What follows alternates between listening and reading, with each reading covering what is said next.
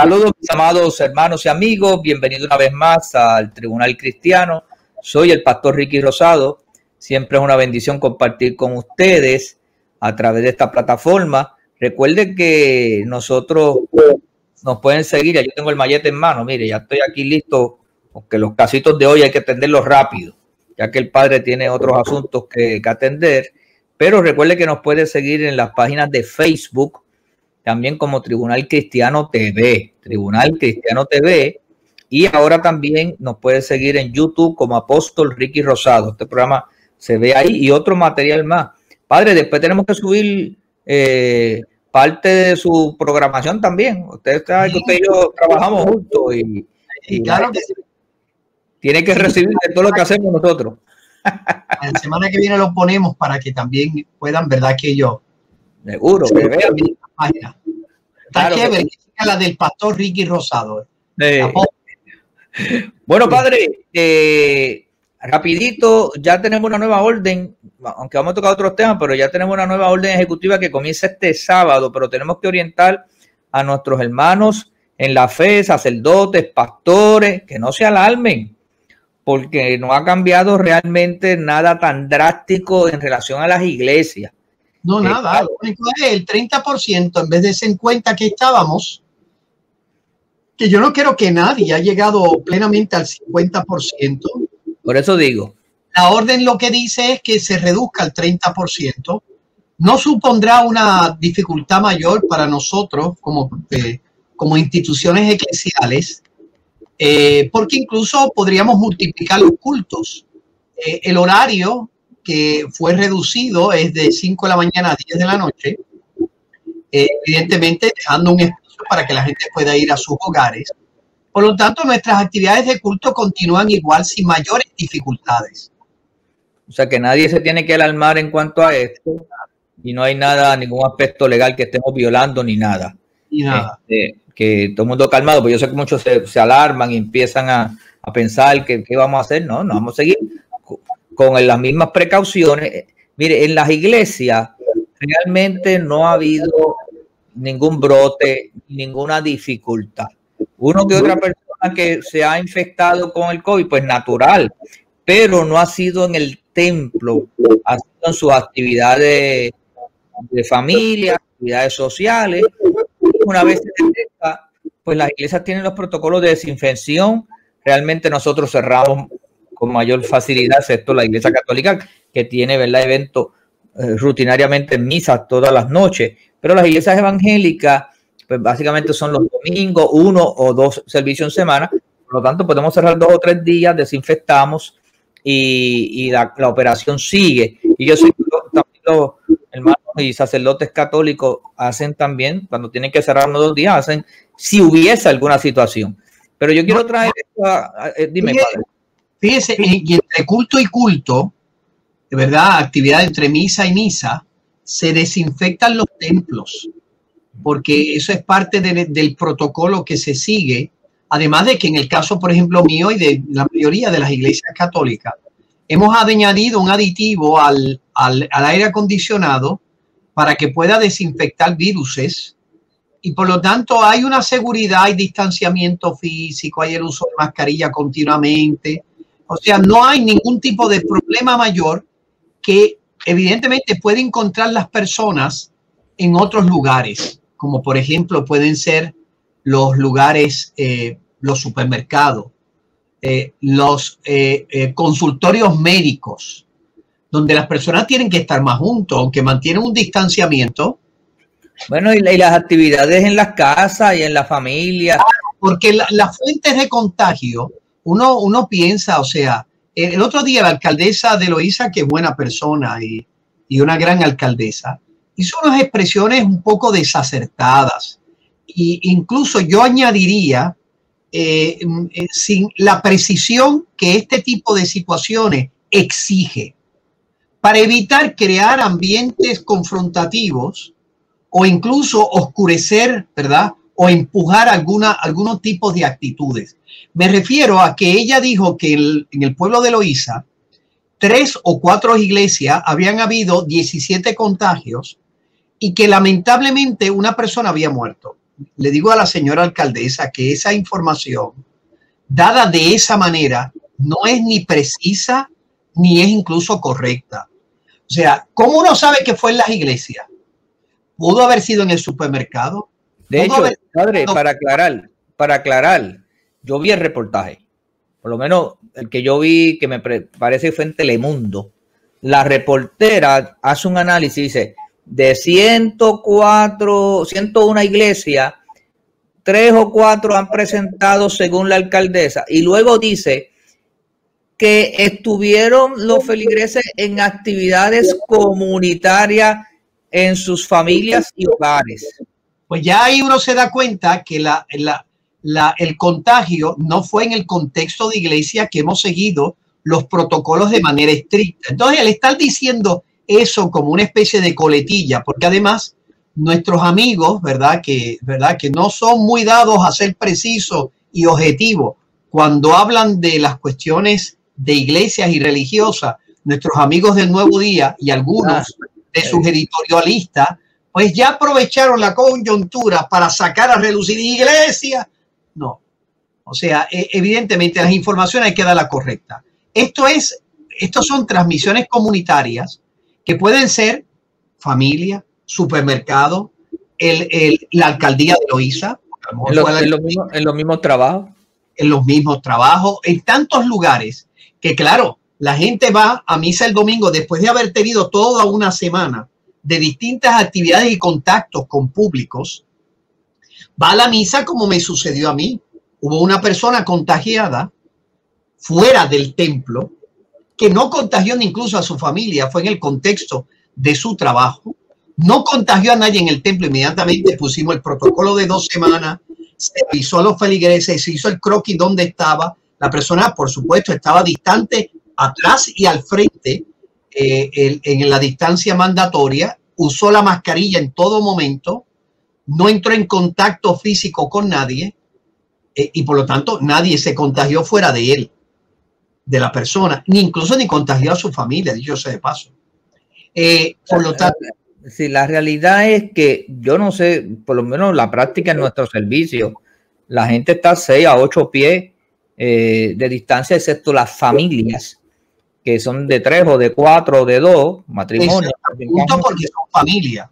Y entonces el servicio dura menos tiempo de lo que usualmente antes duraba y se acaba. No hay contacto físico entre nadie. Se acaba y la gente sale por las puertas y se montan su vehículo y se van. Oye, puede haber un contagio, pero es tan difícil que lo haya. Entonces, pues, hubiese que cerrar el país completo si va a venir contra. Y si esa razón lleva a cerrar las iglesias, hay que cerrar todos los consultorios médicos. Hay que cerrar todas las agencias gubernamentales, todos los supermercados, todos los bancos. O sea, evidentemente, tú no puedes tratar a las iglesias diferente a que tratas esos otros lugares, sobre todo cuando el Tribunal Supremo de los Estados Unidos, en el último caso que tuvo que ver sobre California, ¿verdad? Que es el caso que se titula Hunter versus Newton, en la que vuelve a recordar.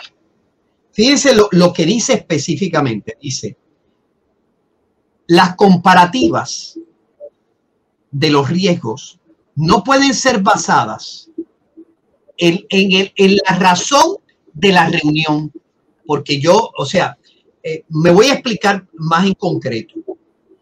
Si el gobierno puede decir, mira, los bancos son más importantes que ir a la iglesia.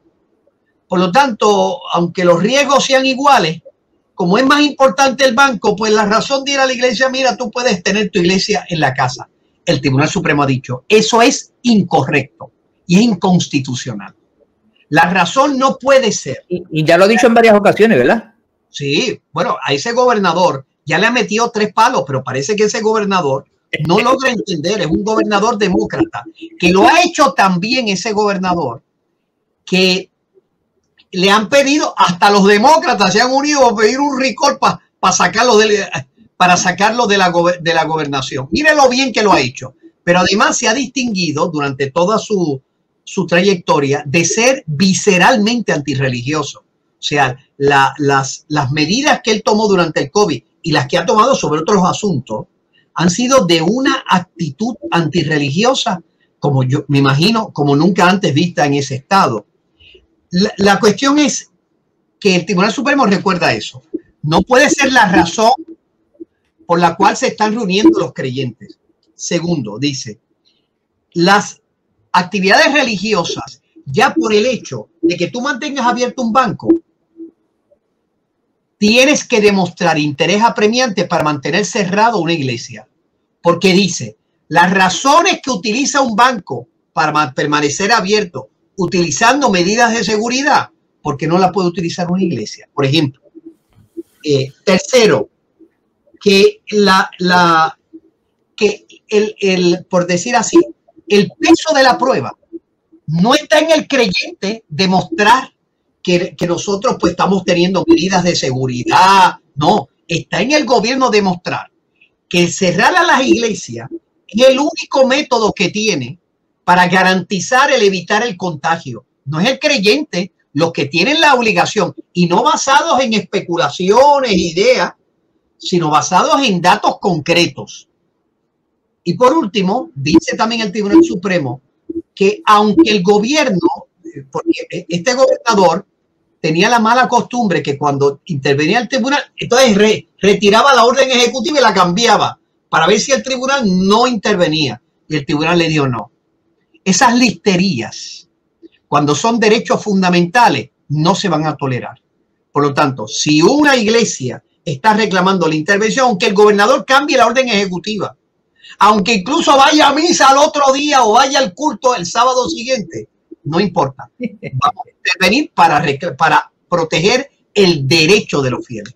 Yo quiero que la gente entienda que lo que pasó en Loíza no se ha publicado con la precisión que exige. Y doy un ejemplo.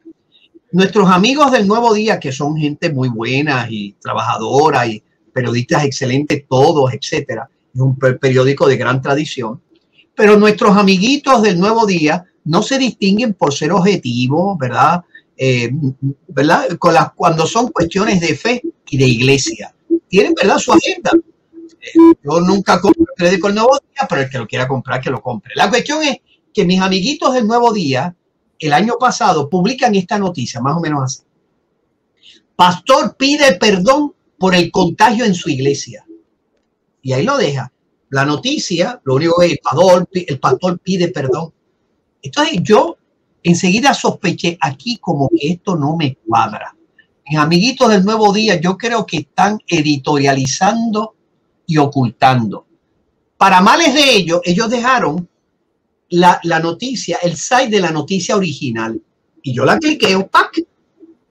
Y me di cuenta que mis amiguitos del Nuevo Día habían editorializado, como es parte de su agenda, ¿verdad?, de presentar a las iglesias como el gran foco, el super foco de contagio. Cuando veo la noticia, claro, esa iglesia, pero la gente fue sin mascarilla. Todos se abrazaban, comían juntos, brincaban juntos, etcétera. Se tenían que contagiar. No utilizaron ninguna medida de seguridad. Claro, el pastor tenía que pedir perdón porque no utilizó. O sea, el contagio no fue porque fueron a la iglesia. El contagio fue porque no utilizaron los mecanismos para asegurar el evitar el contagio. Así es, como hizo el Nuevo Día, nuestra queridísima alcaldesa de Loíza, que es mujer muy buena, y se atrevió incluso a concluir, le recomendamos a las iglesias que tengan los cultos fuera.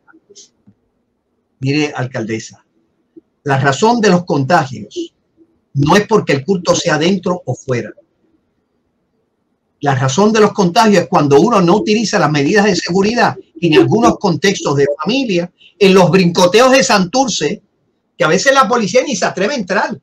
Pero ¿por qué no intervienen en Santurce y cierran por completo aquello? No, porque la alcaldesa no se vaya a Piñones y pone más seguridad, porque allí en los kioscos de Piñones y en esa área de Baciatalega y donde está la playa, ahí, los domingos no se pueden entrar por allí, y entonces toda la gente encima sin las protecciones. O sea, entonces quieren buscar un cabro expiatorio en las iglesias, que hemos cumplido a la saciedad, que además nosotros estamos dispuestos, y como lo hemos demostrado en esta pandemia en Puerto Rico, utilizar es decir, los gestos de solidaridad cívica, del cumplimiento de la normativa del gobierno, incluso de ser más estrictos.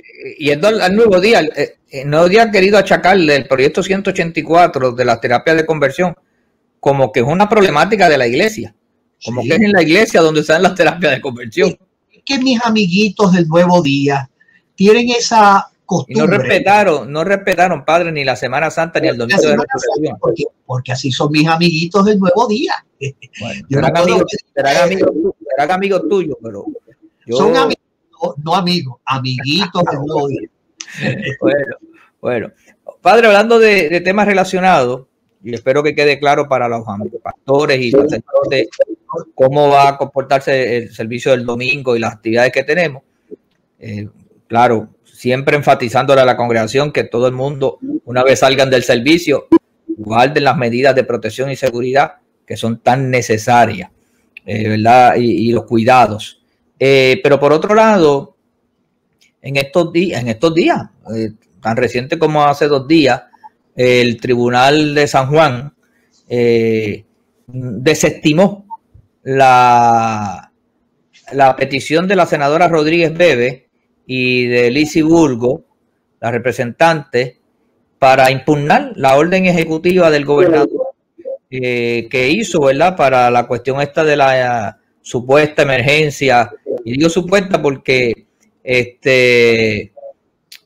han querido vender en Puerto Rico que un asesinato de una mujer todo es debido a violencia, y de hecho le han dado hasta un nombre ahora, feminicidios.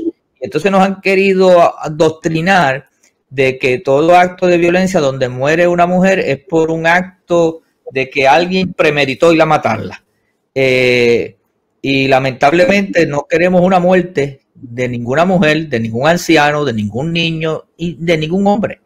Y por eso como sociedad levantamos una voz para ver cómo se pueden reducir los niveles de violencia.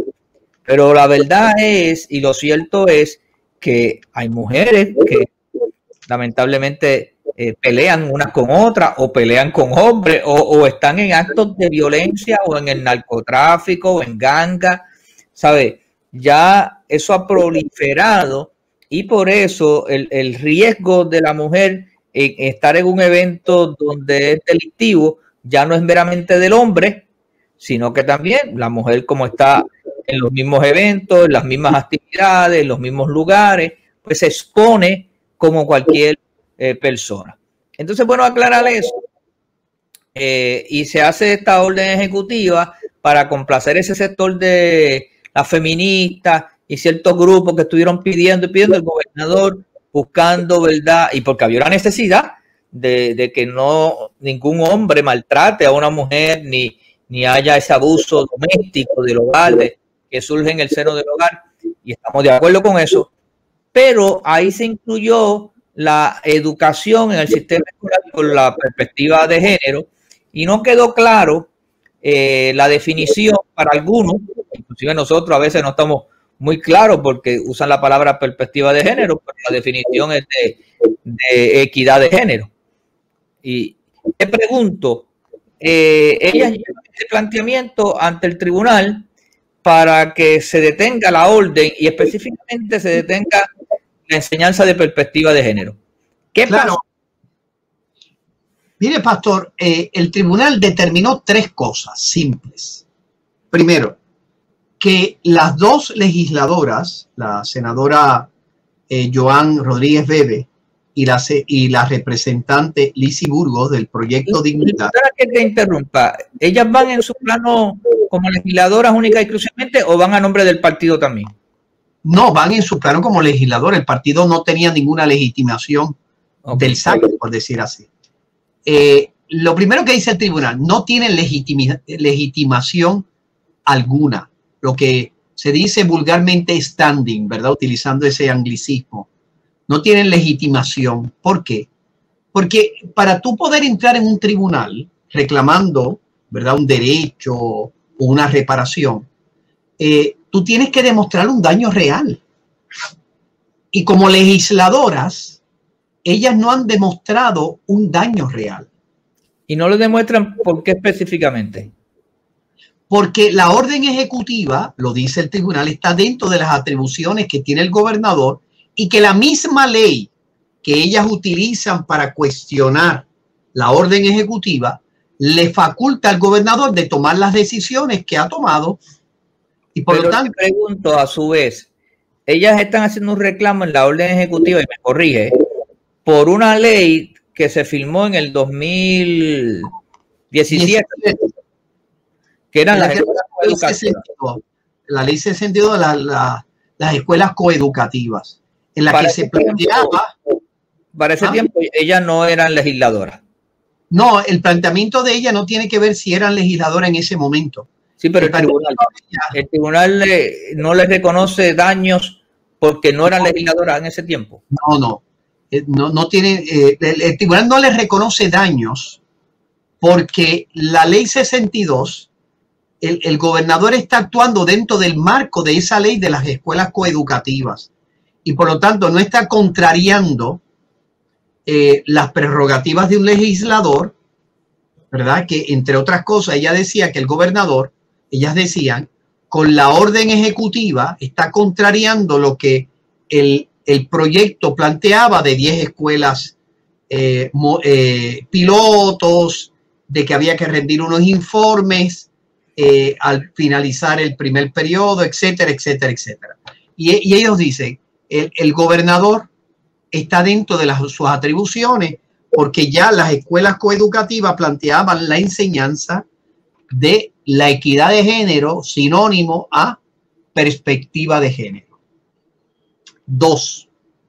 Por lo tanto, ellos no pudieron probar un daño alguno en sus prerrogativas legislativas. Porque recuerden, el planteamiento es que ellas dicen que la acción del gobernador de actuar fuera del marco de una ley aprobada por la legislatura, por decir así, infringía sus derechos constitucionales de ser legisladores, que son los que hacen las leyes y el gobernador tiene que cumplirlas y hacerlas cumplir. El tribunal dice, no hay ningún daño porque el gobernador está actuando dentro del marco de sus atribuciones. 2. Ellas pedían un injunction, o sea, que se les prohibiera al gobernador realizar, ¿verdad?, esa orden ejecutiva que se decretase, por lo tanto, su nulidad y se prohibiese, aduciendo que, entre otras cosas, el gobernador tenía obligación, el Departamento de Educación, de rendir unos informes. El tribunal dice, primero, que se rindió un informe parcial. 2. El remedio no es el injunction. Si el gobierno no cumple una responsabilidad, el remedio se llama mandamus. Es decir, se te ordena a ti, gobierno, hacer esto. Por lo tanto, lo que ellas pedían como remedio, en el caso concreto, hubiese sido más bien un mandamus. Y tercero, el gobernador, ¿verdad?, como ya he dicho, actuó dentro de las atribuciones de la ley y por lo tanto la premisa inarticulada es que la ley está vigente y se está haciendo cumplir. Claro, ¿qué es lo que yo concluyo de este caso? Yo manifesté, ¿verdad?, porque yo creo que fue un acto noble, necesario. Había que realizar un acto, ¿verdad?, por decir así, de esfuerzo para llevar al plano judicial esta pelea que ellas están dando en el plano legislativo y en el plano del debate público. Pero yo les había dicho, ¿verdad?, le había advertido a mis amigos del Proyecto Dignidad que no era maduro el caso, porque la verdad que la perspectiva de género es una mera palabra en esa orden ejecutiva, porque el gobernador en sus expresiones públicas ha manifestado de manera clara de que él no entiende la perspectiva de género ideologizada, ¿verdad?, para una agenda LGBTQ, sino que él la entiende como equidad de género. Por lo tanto, yo les decía, vamos a esperar a que el Departamento de Educación saque el currículo, porque en ese momento los padres, no las legisladoras, los padres que tengan hijos en el sistema público podrán hacer su reclamo a base de la ley de la reforma educativa, donde dice expresamente que los padres tienen la responsabilidad exclusiva de educar a los hijos en las cuestiones de afectividad y de sexualidad. Si esa currículo no seguía los parámetros adecuados, ahí se podía demandar. Yo entiendo que la demanda, muy bien hecha, yo creo que fue hecha con la mejor buena voluntad, es parte de esa gran batalla que están dando las dos legisladoras y que merecen mi mayor respeto y cariño, pero yo entendía que había que esperar. Yo tenía también otra, yo creo que esa ley no está vigente, pero el tribunal de manera eso te iba a preguntar. inarticulada está diciendo que pero el tribunal no se ha expresado si la ley está vigente o no. Sí, porque si el tribunal dice que el gobernador está actuando dentro de sus atribuciones, la inarticulada es que es vigente. Pero sus atribuciones pueden ser en el marco de la capacidad que tiene para hacer órdenes ejecutivas. No, el tribunal dice específicamente que la ley proveía, por decir así, lo que el gobernador ha hecho de extender a todo el sistema público. Por lo tanto, el tribunal está reconociendo una ley que tenía fecha de caducidad como que no se ha completado la caducidad. Bueno, parece que él no entiende que fecha de caducidad los 2 años que ahí la ley dice. Porque la ley dice... ¿Qué espacio le queda? ¿Qué espacio si alguno coherente le queda a la legisladora? Deben quedarse aquí y buscar otra, esperar lo que tú dices. Yo no creo que ellas vayan a apelar, podrían apelar como es obvio. Yo creo que el tribunal se expresó claro. Yo creo que más bien la batalla de los tribunales tiene que esperar al currículo de enseñanza de perspectiva de género. En ese momento se podrá cuestionar, ¿verdad?, la legitimidad de ese currículo. Sobre la orden ejecutiva, pues ya el tribunal ha dicho, mira, está dentro de sus atribuciones. Incluso la propia ley de la escuela coeducativa lo respalda. No creo que tengan mucho más, pero podrían apelar, ¿verdad?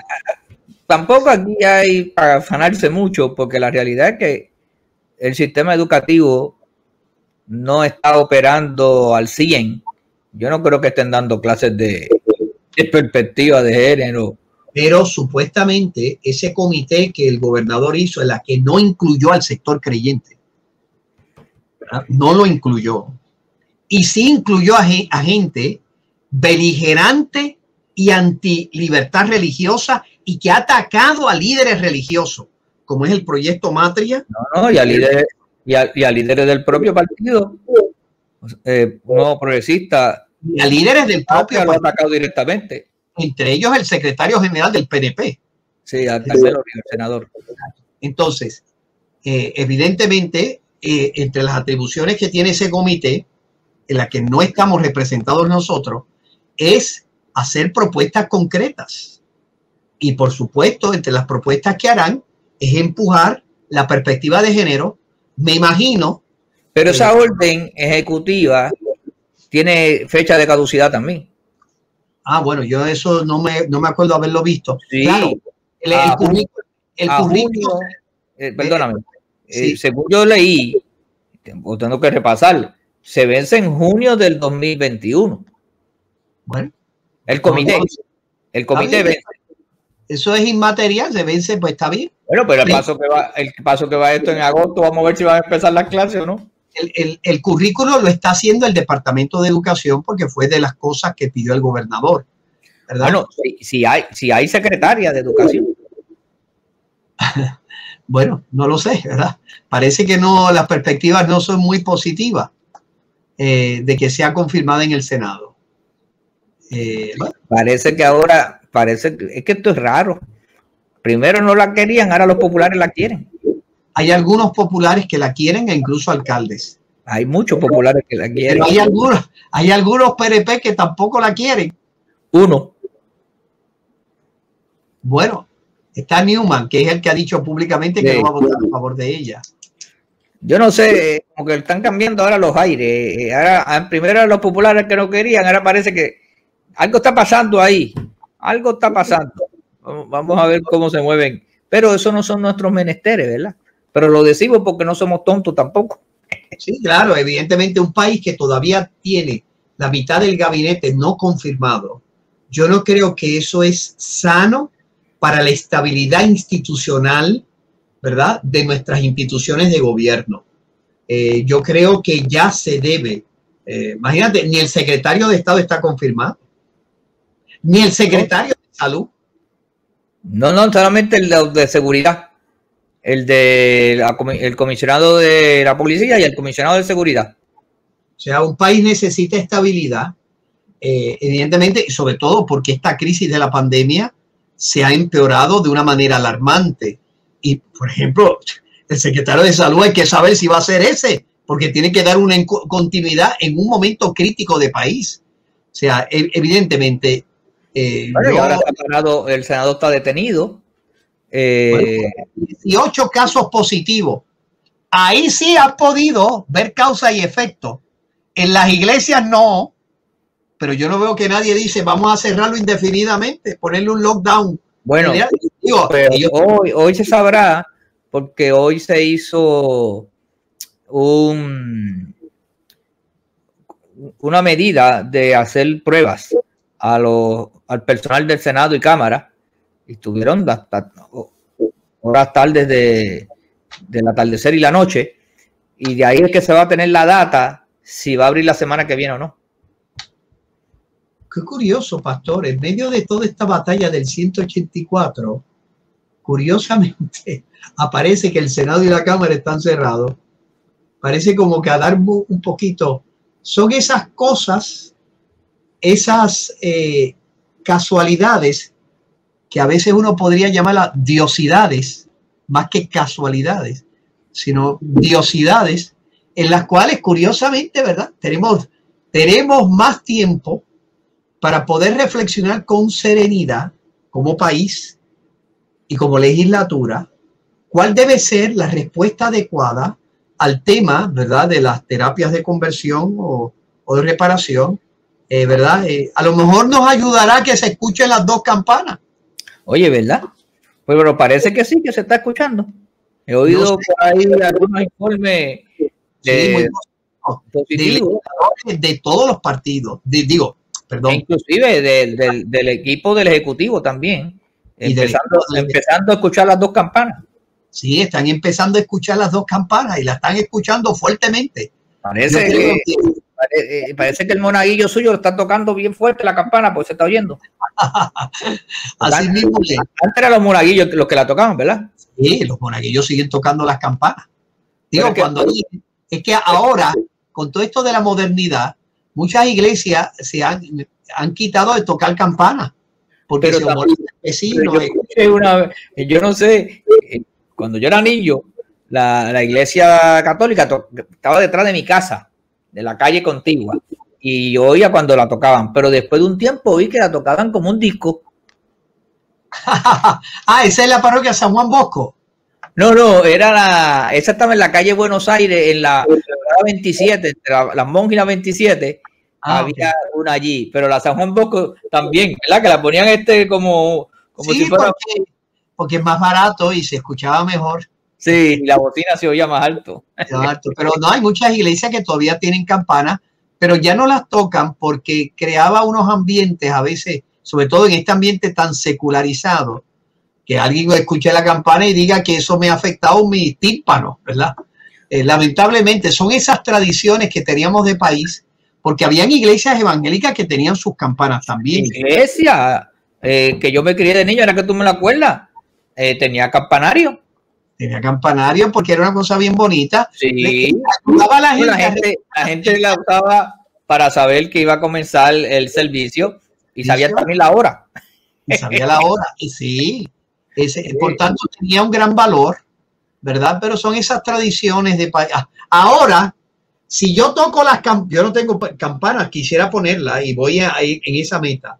Pero estoy seguro que si yo tuero mis campanas, te aplican la ley de boceteo. Del boceteo. Ahora, si alguien que está en boceteo, no, bendito, es un derecho a la libre expresión. Ahora, mis campanas, nuestros amiguitos del Nuevo Día, que son amiguitos que queremos mucho, estoy seguro que criticarían: el padre Carlos está tocando campana. Pero si hay un boceteo, eso es derecho a la libre expresión. Padre, antes de ir, etcétera, mis amiguitos del Nuevo Día.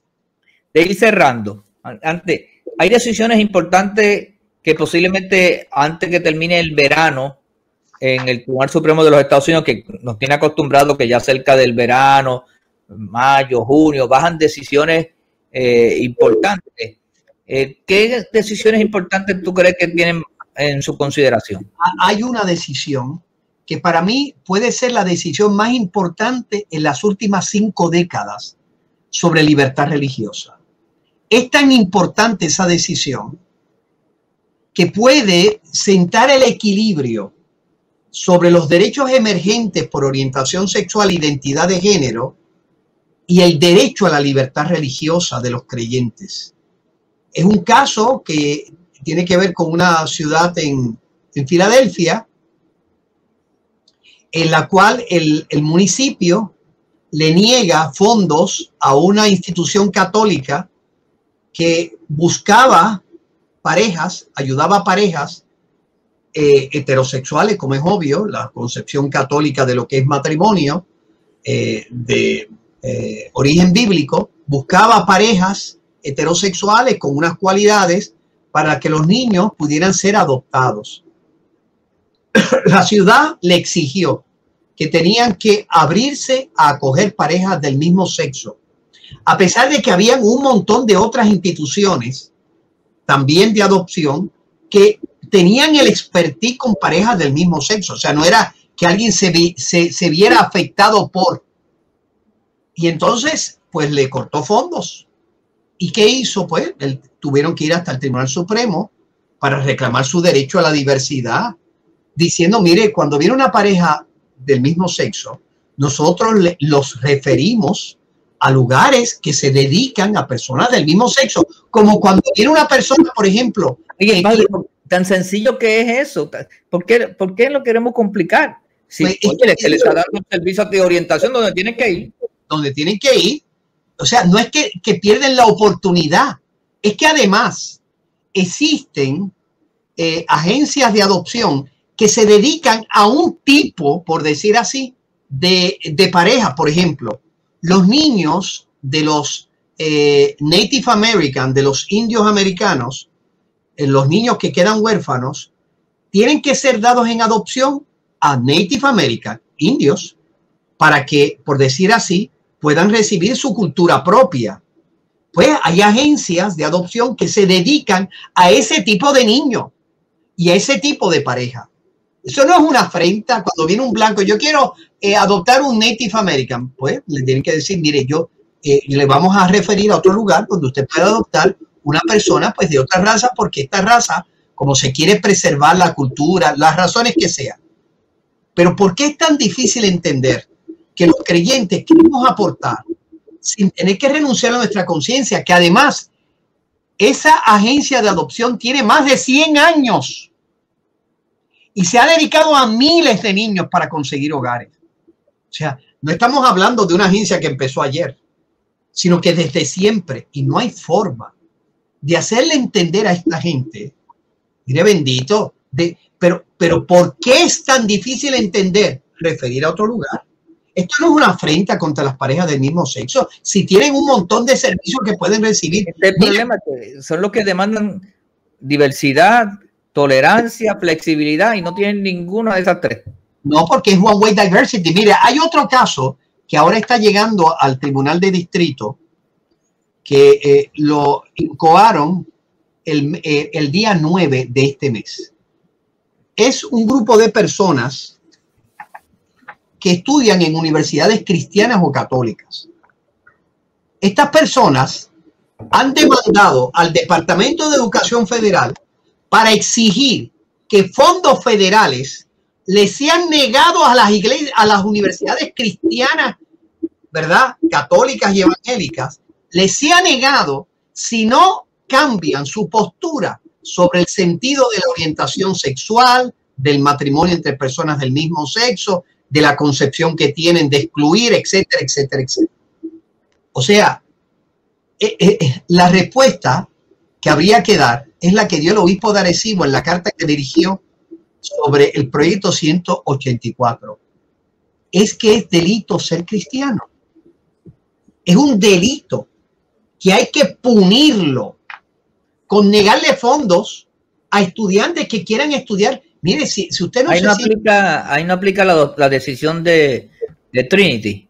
Pues claro que aplica, pastor, y las otras decisiones. Esto es, en mi opinión, una demanda frívola, absolutamente. Pero como están los tribunales en las que hay unas secciones, hay algunos que tienen una... ¿En qué tribunal lo sometieron? Me parece que fue en Oregón. En estatal. No, en el federal, porque están demandando al gobierno federal. Todavía, entonces, ¿a qué circuito le tocaría después? Yo creo que le toca, estoy guessing, ¿verdad? Creo que es el circuito 7. No me acuerdo bien. Perdón, yo tenía por aquí el mapa de los circuitos. Ya ese caso para madurar le va a tomar un par de años. Bueno, puede ser meses, depende de la celeridad, ¿verdad? No creo que en Oregón haya muchos casos, ¿verdad? Puerto Rico tiene muchos casos, pero no creo que en Oregón, no lo sé. Okay. La cuestión es, pastor, ¿es delito ser cristiano? ¿Te acuerdas que nosotros hace una década atrás lo dijimos, que esto era abrir una puerta, que esto iba a traer 20 pleitos en los tribunales, que no había forma de complacer a estos grupos? No, porque para estas personas, o sea, no hay forma de que, mira, usted tiene derecho a hacer como usted quiera con su orientación sexual. Yo no estoy de acuerdo, pero usted tiene derecho a vivir su vida como quiera. Y ahora puede casarse, puede adoptar. Yo considero de que el matrimonio entre un hombre y una mujer es fundamental. Es querido por Dios, es el modo para desarrollar la felicidad. Y además yo creo que la adopción tiene que seguir la naturaleza. Perfecto, esa es mi opinión. Pero en la sociedad que vivimos, mire, si usted quiere ser así, perfecto. Pero déjeme a mí también ser como yo quiero ser. Educar a mis hijos como yo quiero educarlos. Vivir mi vida conforme a mis valores. Tener las universidades conforme a mis principios. Si usted quiere adoptar o enseñarle a sus hijos que usted considera que la orientación sexual es fluida, todo lo que usted quiera pensar, perfecto, ese es su derecho. Pero, bueno, pastor, no logran entender que nosotros los creyentes también tenemos derecho a nuestra diversidad y se está queriendo imponer lo que yo llamo one way diversity. O sea, una sola dirección de diversidad, la de ellos. O sea, la diversidad es buena, qué bueno la diversidad cuando es la mía, no cuando es la tuya. Recuerden que también luego esta noche, después que este programa esté saliendo por las diferentes plataformas y el canal y todo eso, también nos puede escuchar en WKQ 580 de 8 a 10 de la noche, que vamos a tener varios invitados y temas muy interesantes que vamos a estar compartiendo el padre y yo y nuestros invitados esta noche. Padre, gracias. Yo creo que la aportación ha sido significativa.